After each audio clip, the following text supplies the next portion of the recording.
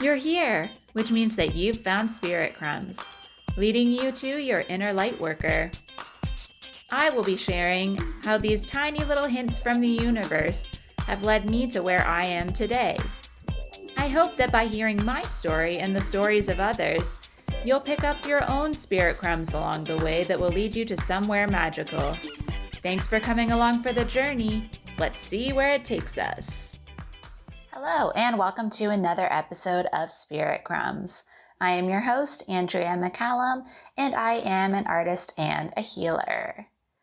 Today we are on week 8 of The Artist's Way, recovering a sense of strength. Now, I know last week I said that last week's topic was not my favorite, and that is still true, but this week's is probably, I would say, my favorite chapter of this book, week 8. And that is partly because it is something that I've identified with as being my strength and why I've been able to pursue a lot of my creative goals and to move forward in my life in a way that feels authentic to me. And so this is probably going to be a longer episode. I also have a bit of a sidetrack thought that came as kind of a channeled download this morning when I was reviewing my notes. So that will be later in the episode. And it may be emotional at times. I honestly don't know how to predict it, but I just know how I feel when I'm reading this chapter and when I'm going over my own life as I do when I think about these things. And so I really hope that this one is impactful for you as well. It's a bit more, I guess, like deep in the concepts that are here, but they're also, for me, very clear in where they show up in our lives. And that is helpful for me. Anything concrete and like something I can apply is always, I think, what I resonate with more, because as much as I like to think about grand concepts, I end up walking away thinking, okay, but how does that change how I'm already living, right? And the first section of this week is survival. And I think this is something, in the grand scheme of things, have had a lot of privilege in my life, and I do see that, and I do recognize that. I do know that one of my challenges in life is this feeling of survival and like a lot of root chakra issues where I'm just, for some reason, feeling that like lack and scarcity a lot. And I've moved through that a lot in the last year, like quite a bit, and at different times in my life in different ways. And so something that is a pattern for many of us is some form of survival pattern that just keeps showing up, where we just feel like our needs aren't being met, or we feel like our existence just doesn't matter as much as it should, or we just don't feel that stability in some way in just our existence and in our support system in life.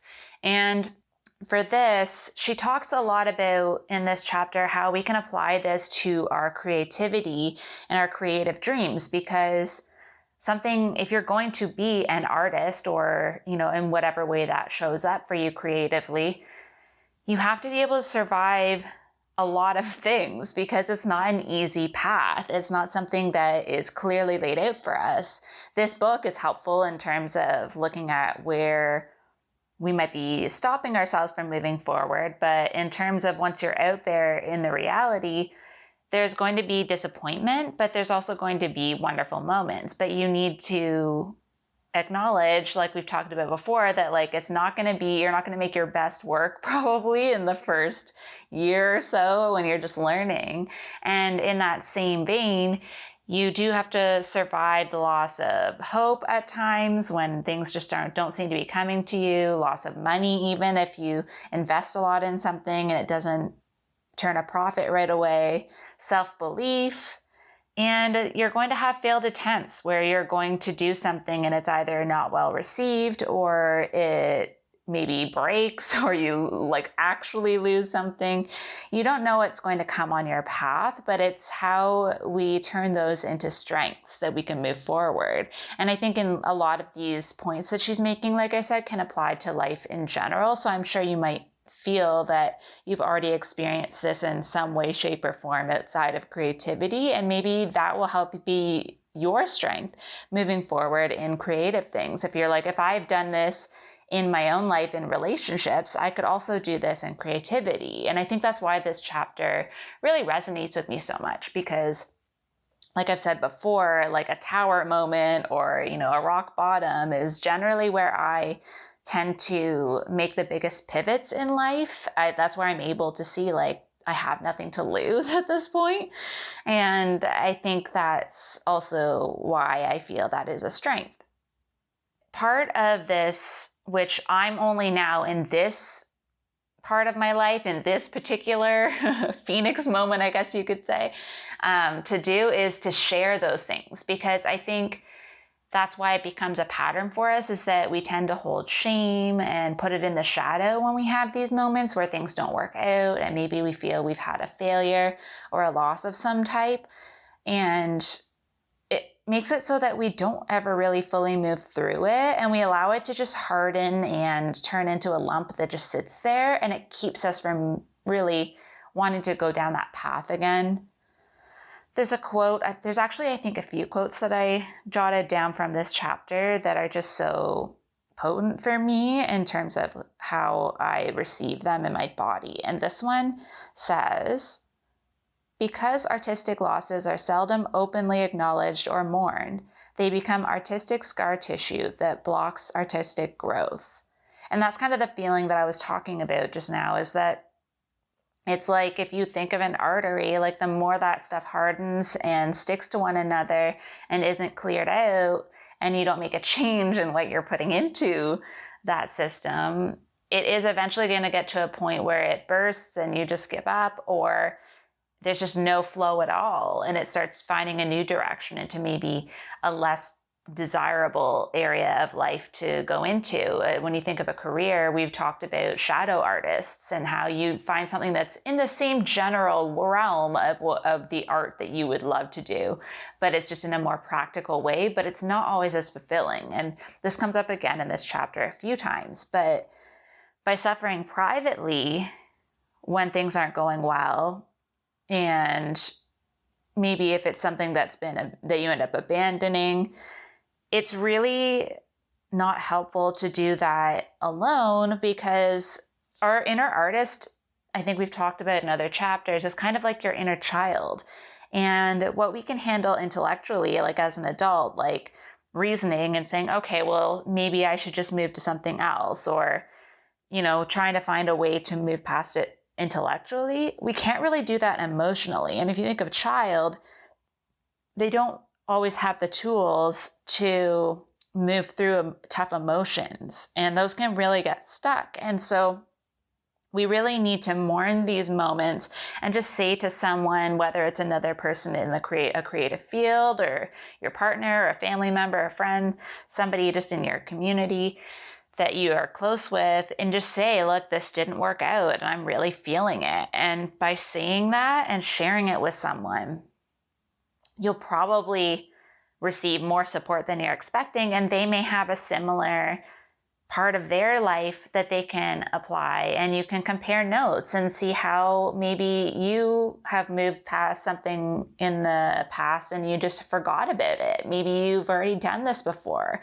and then you see that the person who you think is like so successful, if you start looking at anyone successful, they probably have a pretty long list of failures before they got to that point, right? And sometimes we give up right before we're about to break through and do the thing, right? And I think you've heard this many times, where in different ways and different quotes, where you hear that, where it's like we tend to, when it's the biggest block, sometimes when we move through that, is where we find what we've been dreaming of and what we've been working towards. It's just that big block is kind of there to say, how much do you really want this, right? And when we're first starting out, we're not likely to have a huge, massive thing like that. But it's just a reminder that it often is a perspective shift, and learning from other people and sharing that experience that really helps us to keep going.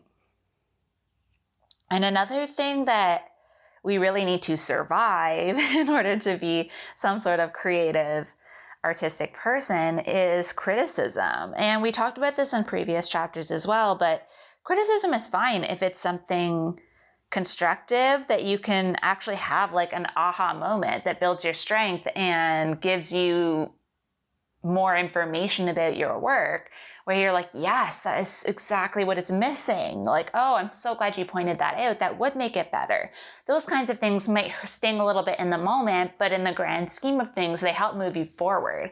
And the more feedback you get, the more nuggets of truth you will find. And one of the things she says here is that we're not hurt by the truth, or the things that we can't change, right? Like the things that you're able to like alchemize and use in some way moving forward. It's the things that are more directly personal, I guess, where people just say they don't like it or say it's not something you should be doing. We've said this before, right? Those are the ones that actually stick with us and make us think that we specifically shouldn't be doing this. It's not about the work at that point, it's about us. And the more we can recognize that that's coming from the other person's insecurities and not about us and our work, the more we can really build up our strength so that we don't feel that as deeply.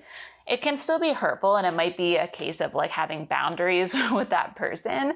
But if we're not putting our work out there, or we're not sharing these things with other people, then all we have to go on is that criticism. So like, for example, in school, if you only are listening to your teachers and you're never showing your work or sharing how you feel about your grades with the people in your class, then all you have to believe is whatever you get as feedback from your teacher.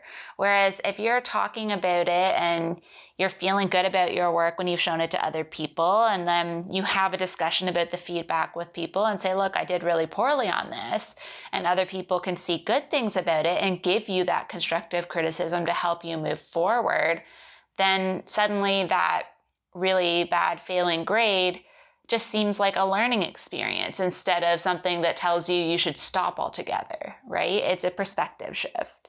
And that leads us into the next part of the chapter called the ivory power, which she is exactly talking about that. When we have people of authority who are the ones making us feel that we shouldn't be able to do this, or that we're not as good as we think, or that we should be at a master level already when we're just starting. And part of what she says here, to me, is just her way of saying that they're shadow artists, right? Like they're teaching or criticizing work for a living because they are not pushing themselves to do the work themselves. They don't want to put themselves in the place of being criticized. And so by criticizing or controlling students' work and telling them the way they think it should be, that's a personal opinion. And they're trying to work vicariously through these students to have things look the way they would want their work to look, right? And that's not always a bad thing. Like I've had several teachers who were extremely positive, but it's just the example of knowing that that person of power, I guess you could say, like the authority figure, may be coming from a different perspective than we think. It's not about us all the time. And so this way of subtly discounting or dismissing your work is, again, like I was saying about the other unhelpful feedback, more dangerous than hostility and something very aggressive, because we feel like they're being honest with us when they have that way of just saying, you know what, I don't think this is great. Whereas if somebody's just being like outwardly hostile and awful, you're like, wow, that person is behaving in a way that tells me it's not about me, right? It's about them and their issues. And so just trying to keep that in mind, because we need encouragement. And in something, a really great point she makes is that in academia, When you're talking about creativity, it's something that's difficult to quantify, and yet we're expected to have marks. And this is something I encountered a lot, especially in the last year of my schooling, because I had completed all of my other requirements and did only artistic classes for my last full year. And so I was very immersed in this culture. And I was lucky that I had a fairly good experience. I did have a couple of professors and classes that kind of showed up in this power struggle sort of way, but for the most part it was good. But something she says is this quote that says, "To be blunt, most academics know how to take something apart, but not how to assemble it." And this conversation of deconstruction is so true. I don't know how many of you have actually been in like an art class with a critique, a crit as we call them. But the idea is to pick apart the work down to different pieces, to like its structure, its composition, its colors, whatever work is. Even in a film, you know, there's the plot, there's the characters, like there's always ways of picking things apart, right? We're not looking at it as a whole. We're really picking it apart, and we're taught how to find the bad, right? To find what's wrong, to find what's missing.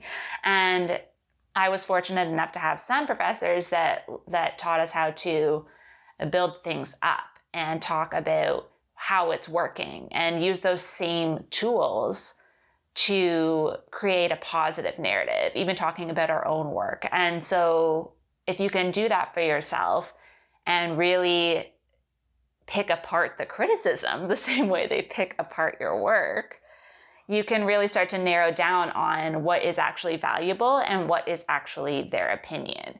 And at the end of the day, it's like the grades in that situation, you know, the critiques, the reviews, whatever it is, are really just a moment in time, that person's perception, right? And it's not something we really have to move forward with. We need to move through it, but we don't need to like hold on to it. That's that idea of like hardening in the arteries versus like flowing through, right? And I think creativity in general is something that's supposed to flow through us. And this comes up a bit later in this chapter, but without these tools and the strength already built up, it can be difficult to come back from a really harsh critique. And that is where shadow artists sometimes come from, is they get to a certain point where they realize, I don't think I can do this, or like, this is too much. And then they go to more commercial work, or, you know, shadow artists or shadow careers, as we talked about. And she brings up, I forget what chapter it's in, but she brought this point up again in this chapter, that it's often just the lack of audacity that prevents amazing artists from achieving the acknowledgement or fame of the artists who are famous, right? And it's just that confidence. And honestly, I think this is, in my opinion, why a lot of artists that are celebrated are cis white males. They have this built-in confidence that they are good at whatever they do. If they believe something is good, it's good. And that's all that they need to know, right? And it's that confidence that people don't challenge. People don't challenge their confidence, right? And that's why they show up that way. And you find years later, like there's female artists who are just now being celebrated because either they couldn't, you know, find a place at that time, or they didn't have that confidence to just force their work into galleries, whatever the case may be, right? And so keeping that in mind, just remembering that because someone is famous does not mean necessarily that their work is the best, right?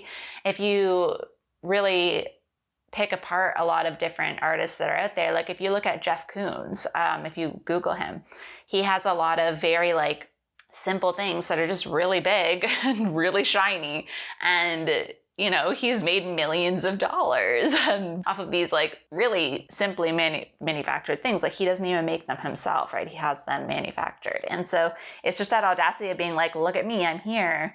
That's usually gets you noticed, especially in something like creativity, right? It's just how you present yourself. That's literally what gets you noticed, right? Is how people perceive you. And then, yeah, like at a certain point, like we do have to just acknowledge that maybe things didn't work out how we planned. But instead of really like feeling that self-sabotage and tearing ourselves down for like how much time we've wasted or whatever the case may be, it's not really productive.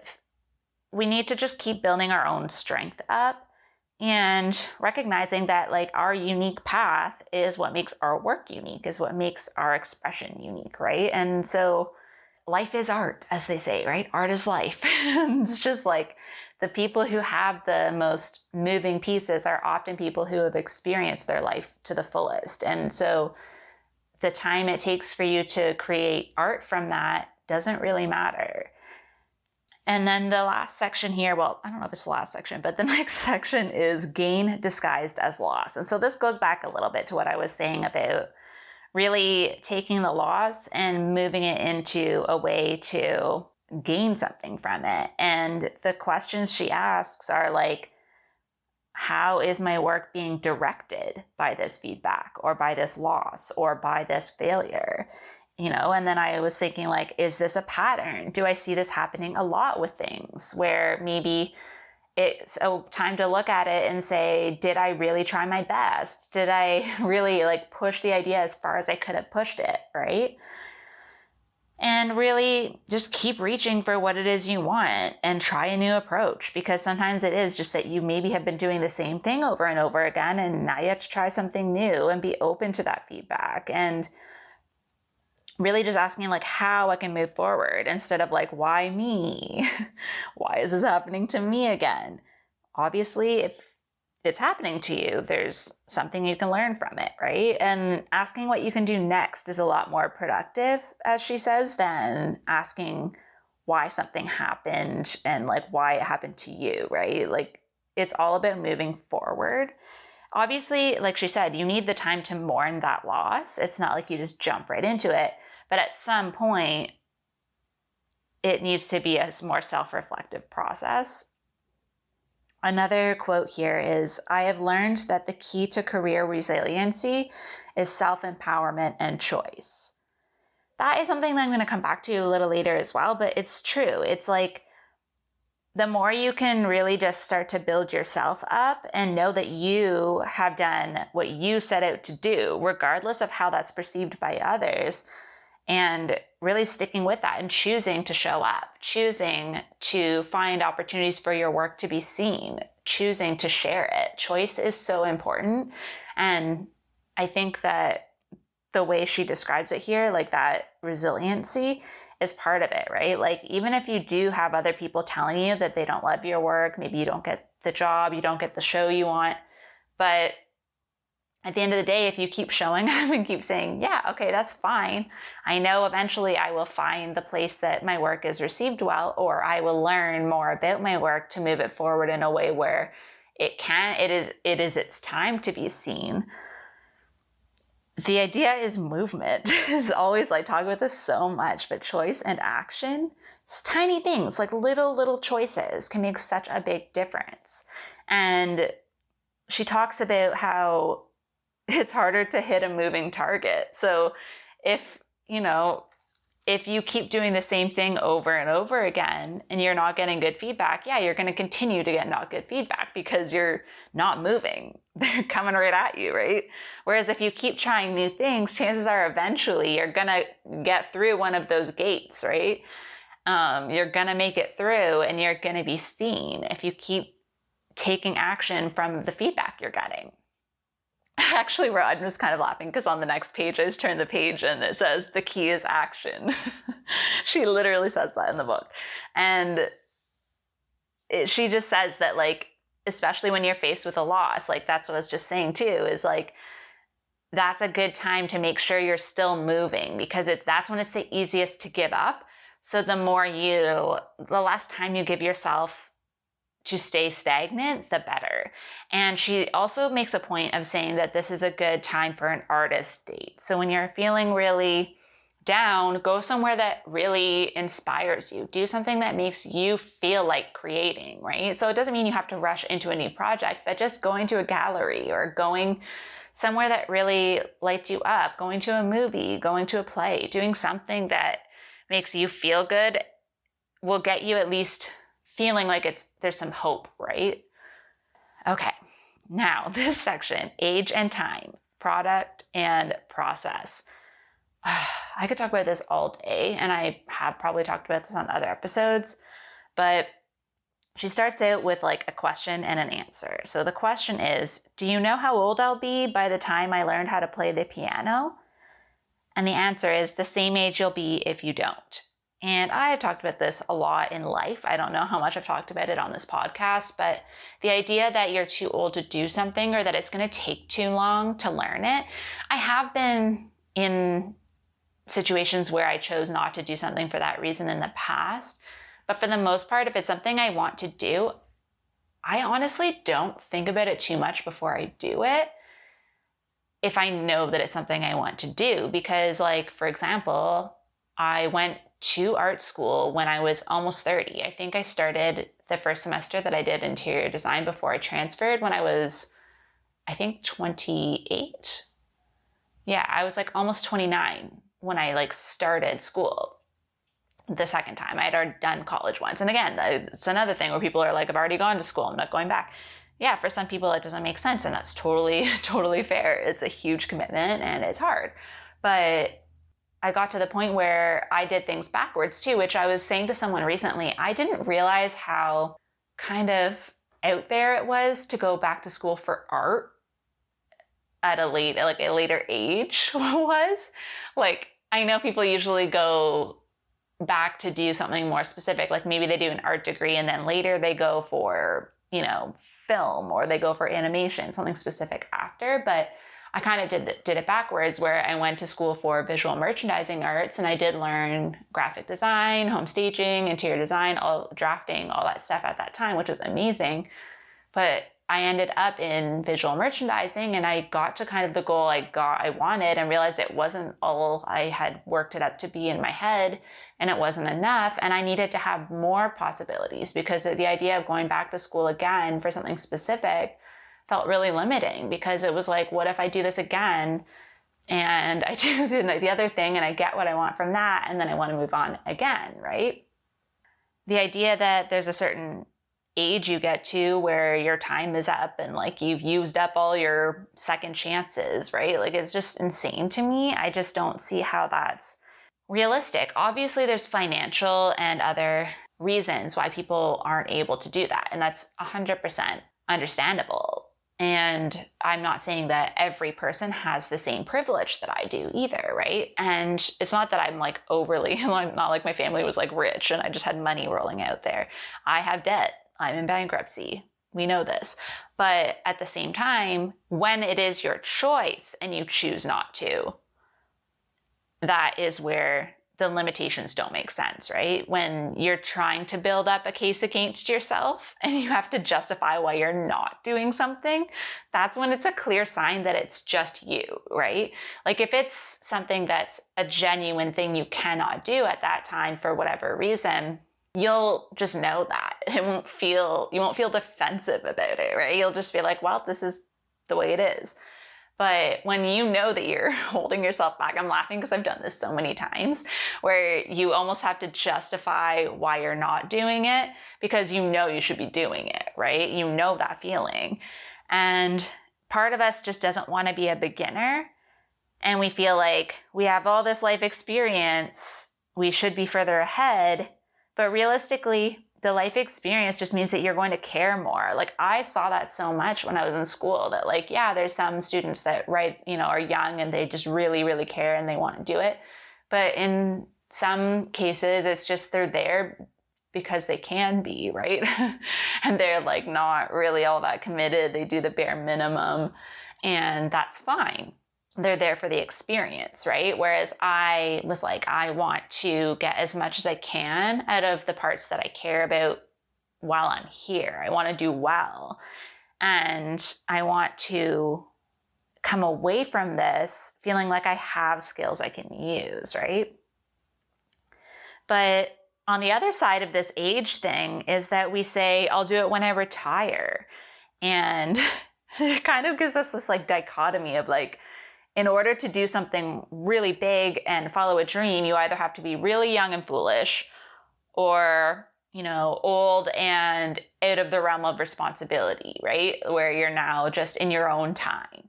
And both of those extremes makes it really sad, because that means like the whole life you have in between is supposed to just be doing responsible things. And it's too late for you now. You had your window. You have to wait for the next window when you're retired. And actually, I was just watching a show with my brothers last weekend, and it's called 100 Humans, and they do like just different experiments with people. But one of the points they made is that there's like a U shape that happens in our life for like our fulfillment and how happy we are and how much we're enjoying life. Where like in your 20s, you're like at a peak because you're just like exploring and doing, fun things. And then in your 60s, it picks up again. But in between, it's kind of like there's a steep decline to like the 40s, I think. And then it goes up a little bit and goes up after 40. But 40 is kind of like the rock bottom. And like you can understand that if somebody's like in a career, maybe has a family, it's like the height of responsibility. I get that, but I also feel like it doesn't have to be that way. That's just the way our capitalist society is structured. And now we're learning, especially like right now is so exciting to me to watch, seeing all the people that are now in a career that's like this typical, doing what you have to do kind of career, but now seeing all these possibilities for other things they could do and working from home, finding a balance, finding ways to have time for hobbies again, baking bread on a Wednesday, right? And like, it doesn't have to be that steep decline. That's a choice. You choose to subscribe to these contracts and positions and accept what that trajectory is without questioning it or without checking in with yourself at different points. But it doesn't have to be that way. And something that goes back to that idea of creativity being a more fluid thing, there's this quote that I absolutely love. Like I sat there and just stared at it for like a solid minute. And it says, creativity occurs in the moment, and in the moment we are timeless. And like when you think about that, it's true. Like when you're doing something really creative, the time just flies by. Like there's no real knowing what that timeline is going to look like. You don't know when it's going to be done. You don't know what that finished product is going to look like. You're just doing the thing. And that is where creativity lives, because once it's a finished product, the creativity is gone, right? Like it's not gone. You can see the output of it, but you can't see the creativity in motion, right? Their creativity is only happening in the flow. And that's why like we say like that there's this joy that happens there, and why people will say like, I feel like I'm a kid again when they're doing something creative, because it's only when you're a kid that you're really allowed to do that just for fun, right? Like you're not allowed to just play and have fun when you're an adult, right? It's like, if you're laughing at work, people are going to be like, are you working? Like you're going to get in trouble. Like, excuse me, do we all have a free time now? Like that whole thing, like if you have time to lean, you have time to clean, like all these things. Like I've been in work situations where like it's benefited me to just follow the rules, and without really being extraordinary at anything, just being able to follow the rules and see how things work, and then having that work in my favor. But that doesn't work in creativity, right? Like you have to be able to just flow with it and be in the mood. Like, when you're trying to like do something creative and you're just not in the mood and it just feels annoying, right?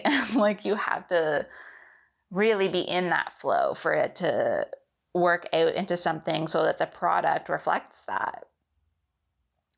And yeah, like the idea that the focus is always on how long it will take to learn it is always so peculiar to me, because it's like, I was thinking about this like while I was reading this, like think about last November, like November 2020.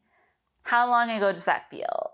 It feels long ago, but also it feels like it just happened, right? Like that happened fast. Like how was it already November again? I feel like we were talking about, the end of 2020 last week, when really it was a year ago.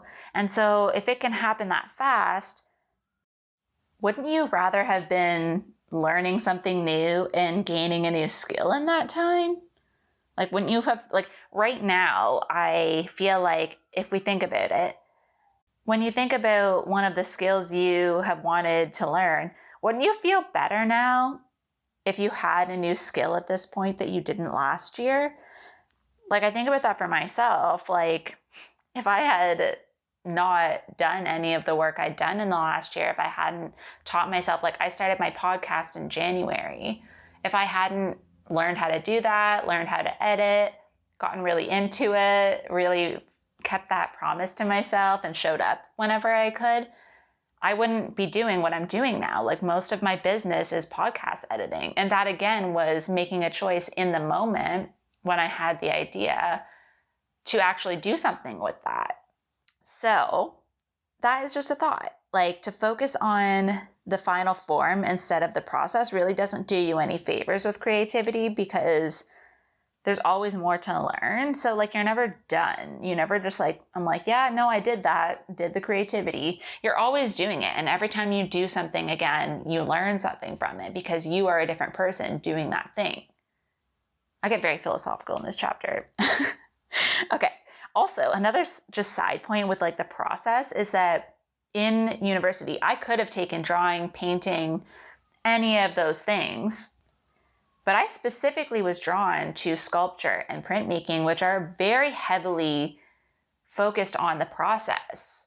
You have a lot of steps to go through, especially printmaking. I freaking love printmaking because, let's say for intaglio, it's long. A lot of people did not like that. A lot of people in my class were like, I hate doing this, because you have to sand the plate, then you have to like degrease it, then you put hard ground on it, let that set, then you etch into it with a like etching needle, you draw the picture in, then you go to the acid bath and you actually put it in nitric acid.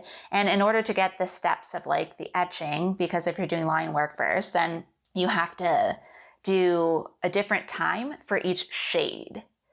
So you do this a bunch of times. And then if you're adding aqua tint, which gives it like texture, then you have to like stop out each section to get the shading.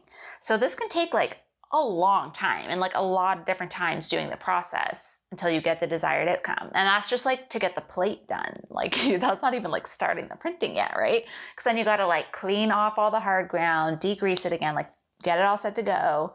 Then you have to ink the whole thing, then remove the ink from all of it except where it sticks into those lines you've etched in with the acid. And then you have paper soaking in the meantime. Then you take the paper out, blot it, put the paper on, then run it through a press, and that's one print. And when you're doing printmaking, the idea isn't to do one. The idea is to do an addition of, let's say, like 5+. And you might have to make 10 of them, because you could do 5 of them that don't even turn out the way you want. And so like, if my focus was just on the end product, that would not be where I'd want to go, right? Like, if you want to maximize your time and you're like, I just want to have finished products, that's where you go to like screen printing, where it's like really fast, right? It's just like you shoot the screen, print, each layer, done. And that's why they leave that till last in print 1 at Guelph, because it's a good thing to end with after you've had these long processes. Whereas I loved intaglio. I love that, like having to work so hard and then finally having this beautiful thing at the end, because you can feel into how much time is in one of those images. Same with litho. A lot of people did not like lithography. Like, we did stone litho. And I really enjoyed that. I liked the long process. I like seeing it at each stage and being like, oh, look, now we have this. Oh, look, now we have that. Again, like, there's that's where the creativity is happening. Like, yeah, it's great when you have the finished thing to look at, but I just like knowing how much time went into that, right? And I liked doing the thing, because then when you're done, it's like, okay, now I have to start over on a new one, right? I like being in it. I like living in that project, because then when you decide that edition is done and you've closed that edition, especially in printmaking, you don't redo it, right? Like, you don't say, oh, those sold well, I'm just going to run a bunch more, because whoever holds those prints, this little art lesson for you, whoever has a print where it says like edition of 20, like you'll see on the left-hand corner of most like printmaking prints, it'll say like the number of that run, that edition. And so you're promising that person that the value is based on the fact that there's only, let's say, 50 made of that print. So then as an artist, you can't go and then print 50 more of that unless it's like a completely different color or like something that's so different. And then you still have to kind of like indicate that that's a duplicate edition, right? So like, it's very complicated, but it's just what I love about it, that it's like, it's so precious. You have to be physically in that process of making to be in that project. And then it is kind of like a closing off where you're like, wow, goodbye to you plate. Almost getting emotional. Like I'm not even doing it. Just thinking like, okay, now this plate is like essentially like retired, right? Like it's like, no more of you. I already made as many as I could. That's it. And so I always had a lot more additions than most people, like a lot more in my addition because I didn't want to be out of that process, right? And then like once you let go of it, then you're like, wow, look at all this stuff I did. Anywho, that is just my side rant. But I feel like that's because we really do want to start something new. And there's that feeling of, I don't know, like at any point in your life, it's always fun when you learn something new. And so thinking that you should have done it already and that you can't start now, to me, doesn't make sense. But again, my Jupiter is also in Aries, which is like jumping in and having good luck when I start something new. But I also know that that can happen when you just do it on smaller steps. I may take giant leaps and quit my job and go back to school. You don't have to do that, but you could take a course. You know, you can do a little bit of experimentation. And this other section she has here is called filling the form. And so this is exactly what I was just starting to say. It's like I know this or something. She says that it's just doing one step at a time, just doing the next right thing. So yeah, you don't, and she even says in here, which I forgot about, she even says like, you don't have to take a leap. It doesn't have to be a leap. It's just like doing the next right thing and doing it when you want to do it, not waiting for this particular time when it will be the right time. She actually says, fantasizing about pursuing our art full time, we fail to pursue it part time or at all. And that's true. Like I said, not everyone is like me and just decides to take a giant leap, but the decision to start and then following through with that. Like if you're here, if you're in week 8, you've been listening for this long, if you've been doing morning pages, even most mornings, that's great. That's a commitment. That's starting, right? That's getting the creative juices flowing, as they say. Instead of like signing up for the class or clearing a space for you to work or writing a few pages, we tend to like focus about thinking so far in the future, like, oh my gosh, I'm going to have to move. I'm going to need to be a part of an expensive studio to do this. All these huge things. It's like, the phrase that keeps coming in my head is like, start with a little hop before you leap. Like, just try it out. Do a couple actions that you would if you were doing this. You don't have to like always be thinking that far ahead. It's like, it's okay if today you're just sketching. If today you're just doodling, it's fine. Do something. But you're not going to get to that end result if you don't do the process. That's like just a fact. And then the other point she makes around this is that we just need to work with what we have. And that's why small actions can lead us to the larger things, because it goes back to the point we've made before about how when we do start to take actions and trust the universe, bigger things show up, opportunities show up, the right people and teachers and connections show up, right? And so that's why it's like the actual action that makes a difference. She says here in a quote, when we allow ourselves to wallow in the big questions, we fail to find the small answers. What we are talking about here is the concept of change grounded in respect. Respect for where we are as well as where we wish to be. And that's kind of how she leaves the chapter. It's like you just have to be like, yes, see where that end goal is, but also enjoy where you are now because you're in the process now. Thinking about doing the thing is part of doing the thing. Guess what, guys? Right now, you're in the creative process. Because for me, to be honest, as an artist, and I had to learn that this was normal and stop comparing myself to others, I have a lot of my process in my head before it actually comes out. My brain is processing things and making up different like versions and ideas for a while before I actually start physically experimenting. So you may be like me, like I don't have a lot of physical experimentation time because once I'm in it, I'm in it. But I have a lot of upfront, imagining that happens before I actually get into what it is I'm doing, into the actual progress of creating the thing.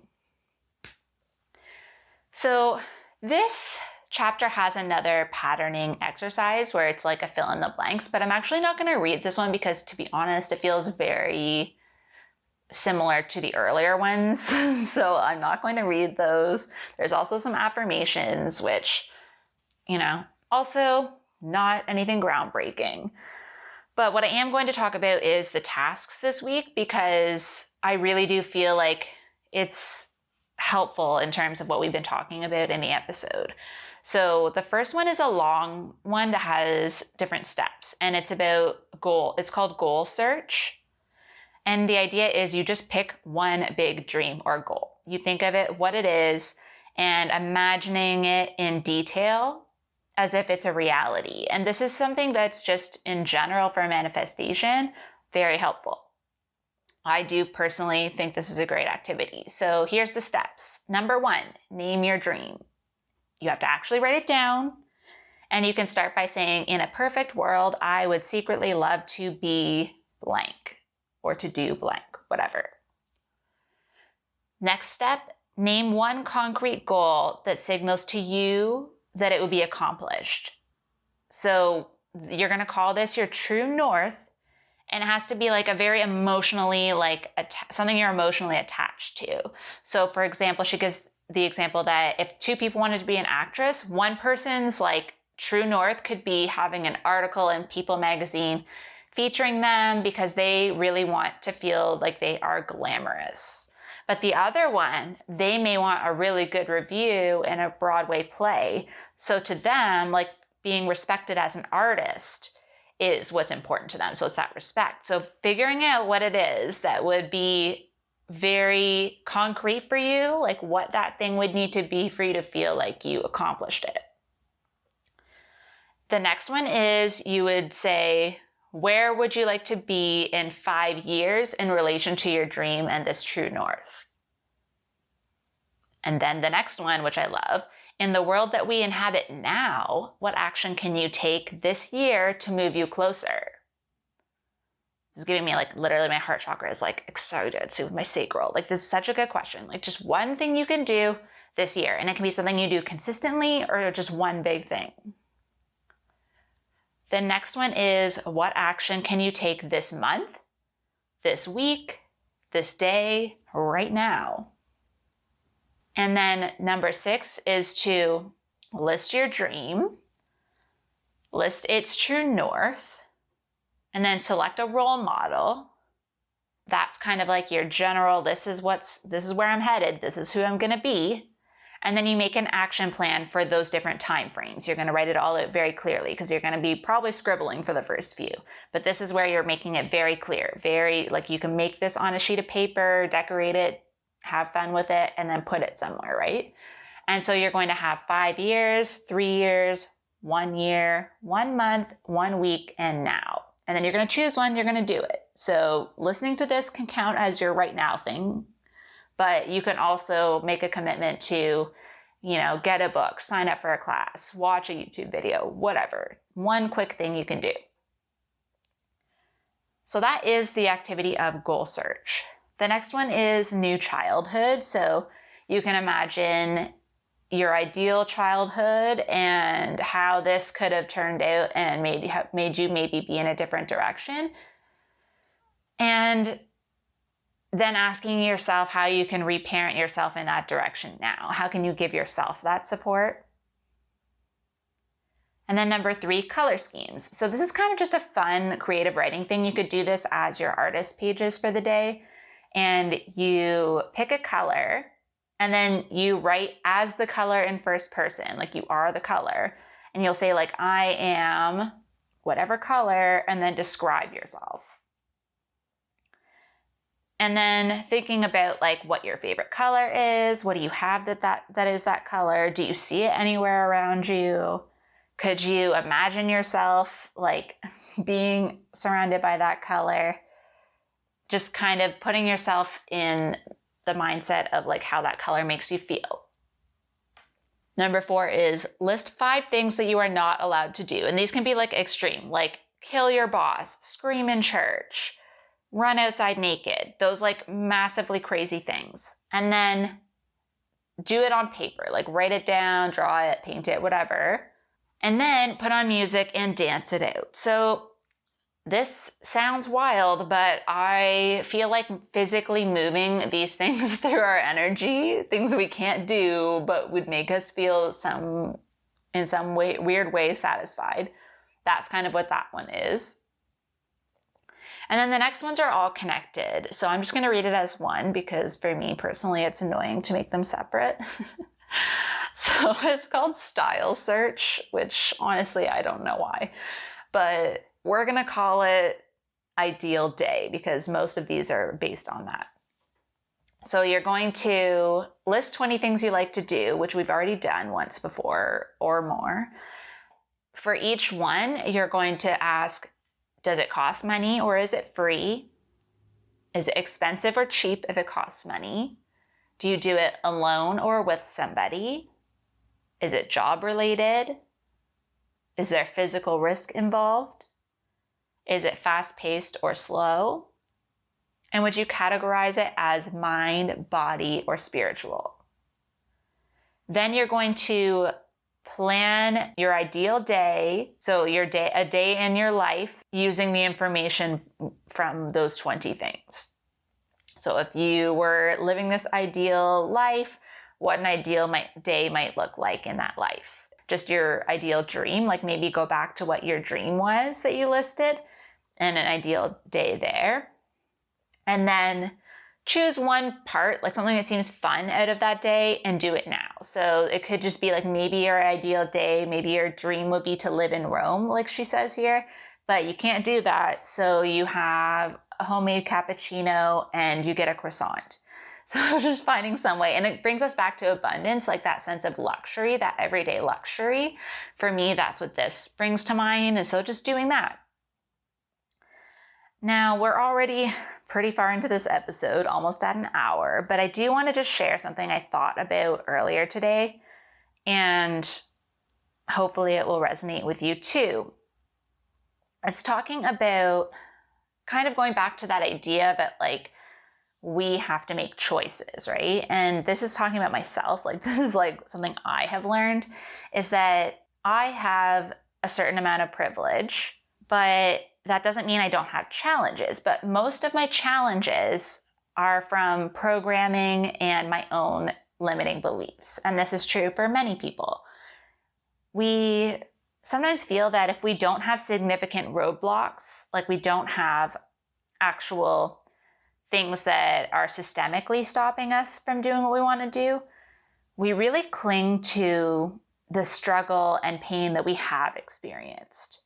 Because it's easier to identify with this story of like being in that victimhood stage as the reason why we haven't achieved our dreams.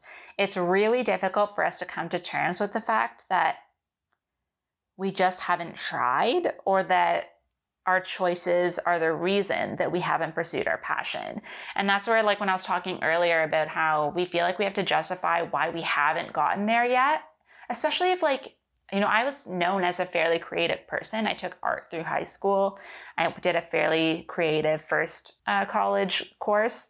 And when I would talk about like, you know, drawing or whatever it was I liked doing, and someone would ask me like, oh, why are you not doing that more already? Or why are you not pursuing that more? And I'd always have some reason like, oh, I can't afford to right now. Or, you know, I'm trying to pay off my debt or whatever it was at the time.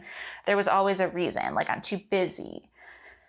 And then eventually I got to a point where I was just like, I'm not happy. And I was awful to be around right before I decided to go back to school, because I knew I had to change something. And I was trying so hard to figure out what it was, instead of just putting it out there and just being like, I need a change. And when I actually did, which I think I described in one of my first episodes, was I just one day was sitting out on the porch. I was starting later at work that day. I was starting at 1:00, and I was sitting on the porch in the morning, and it was in the summer. And I just wrote down, I want to quit my job. I don't know how, but it's going to happen. And within a month, I somehow like realized I wanted to go back to school. And so, but I realized like it was just me not choosing something different? Is me just complaining and staying in that cycle and feeling like a victim? I'd been in a car accident, so it's like, oh, it's too physical, I can't do it.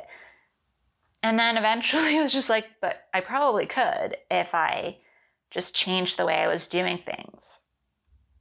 And so, yes, there are people who experience trauma and have systemic barriers, but I feel like if you don't have those, letting go of those stories and the struggle that we've experienced in the past can be really difficult. It is part of us. It's not that we have to pretend it didn't happen, but using it as a reason to not move forward at a certain point, if we're not seeking out help, like if it's an issue of needing therapy or some support and we're not seeking that out, or if it's a matter of just choosing not to move forward, we have to at some point address that if we want to move forward, right? If we're saying all these things like, I wish I could do this, I wish I could do that. It's like, is it a wish? Is it really like a wish makes it feel like it's something that you have no control over, right? Like, I wish I could win the lottery. That's a wish because like I have no control. I don't pick the numbers, but I wish I could be an artist. Well, I could just do it. That's not just going to happen, right? Like if you start thinking about those things, like I wish and seeing what comes up, is it something that is going to magically happen, or is it something you have to take action towards? So that's just like coming to me now. It's not even one of my notes here, but it's just like, that is such a huge shift that I just had just now. But like thinking about it, like if you're wishing for something, there's an indication there that like it's way out there in space, right? You're wishing on a star. You're like, somehow magic has to happen. But sometimes that magic can only happen if you're going in that direction, right? Like you have to be moving already in order for things to start happening. Yeah, it's just a conscious examination of ourselves, right? Looking at our lives from an objective standpoint and choosing to heal what needs to be healed is the first step, and then taking intentional actions. And yes, it can be baby steps. Reading this book, it gives you a good path for seeing where some of these self-limiting barriers might be coming from, right? Like these societal mindsets that we all just subscribe to without questioning them. And honestly, I think that, like I said, one of my strengths, which, this chapter is recovering a sense of strength, and that's internal, right? Like that's built up internally. It's like a workout, right? Like this is overused so much and it annoys me so much, but it's so true. Like your muscles are going to atrophy if you don't move. But if you're going and you're actively working them out, I actually today went for a long walk, and there's a lot of hills here in town, especially in my neighborhood. And I was walking up this hill that even a freaking month ago, I would get like almost winded if I was walking fast because I don't breathe properly. That's something I'm working on that I'm getting better at, but I was really bad at like breathing, because if I was having an intense thought, which I usually am when I'm walking, I'm not consciously breathing. But I've gotten so much better at syncing those things, like the movement with the breathing, which sounds simple, but for me was not. And today I got to the top of the hill and I was still like moving really fast, like faster than usual. And I was walking down the street and all of a sudden I was like, oh my God, I just made it up the hill and was not breathless. And then I walked up the 6 flights of stairs here in my building that I do every day. That's one thing I'm also good at. And it didn't feel hard. And it's like, yeah, because I did it every freaking day. I didn't just do it once and say, guess I can't do this. Like, you know what I mean? Like I stuck with it and I was like, I'm going to build this strength. And I don't like doing it all the time. I don't like feeling winded. Like I don't love it, but now I'm feeling it less. And it's the same with like, I went back to school where the first few months when I was 12 years older than everyone in my class is difficult and a little uncomfortable. Sure. But after a few years, it was like home. And it's the same with, this spiritual journey. Did it feel kind of difficult to focus my attention and get into a routine of pulling cards and doing my morning pages again every day and showing up to classes and trying something in front of other people and doing practice readings for people and doing energy healing for people that I didn't know? Yeah, that wasn't easy necessarily right off the bat, but I also have done enough hard things in my life to know that it's only as hard as we let it be, right? It's only hard when we're unwilling to try, when there's resistance. that's kind of what I have for today, and I hope that resonates with you.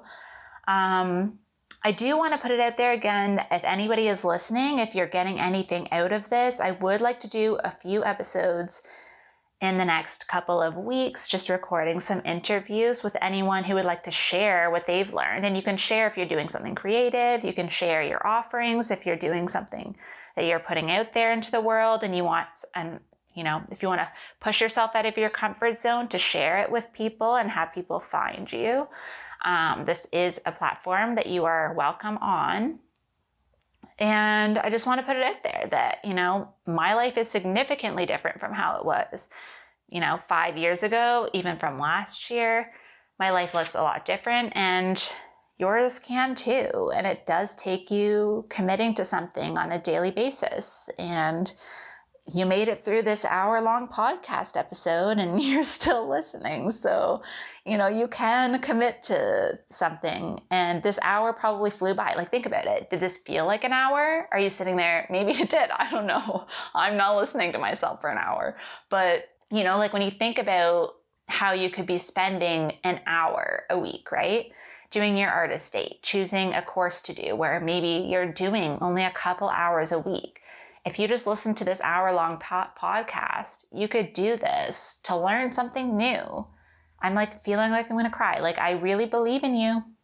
You can do it. If it's something you're thinking about that fills you up with joy when you think about how you could be feeling a year from now, you could be feeling that now. So let me know how you're feeling about this episode. I would love to hear about it, and I would love to allow you to share that so that everyone else can hear it, and so that you can start putting yourself out there and start really making this a reality for you. Thank you so much for joining me on another episode of Spirit Crumbs. You can find me on Instagram for this podcast at Spirit Crumbs, or you can also find me at Concrete and Crystals for my own spiritual offerings and more tidbits about my own journey. Thank you for listening, and we'll see you in the next episode.